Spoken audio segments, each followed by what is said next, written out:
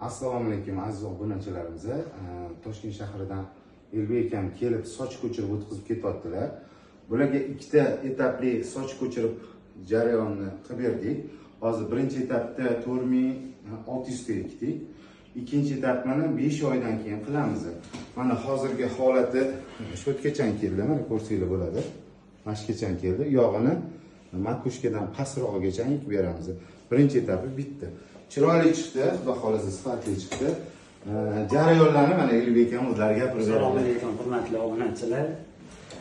Tavsiya beraman Nizomiddin aka.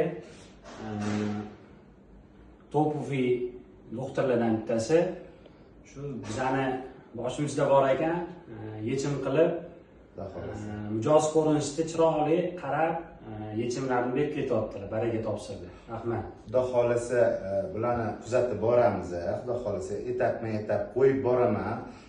Hozir mana birinchi etapi shunaqa ahvolda bo'ladi. 2 soatdan keyin shu oq-oqlari yo'q bo'lib qoladi-da. Xudo xolasa bir haftada zo'r bo'lib, sekin chiqishi o'zini natijasini ko'rsatishni boshlaydi.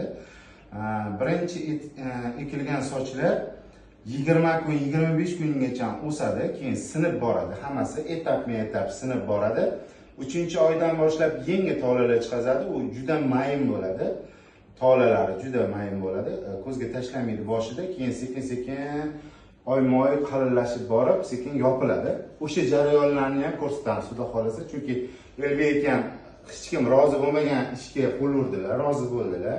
Xudo xolasa mana yuzlari bilan chiqib beryaptilar.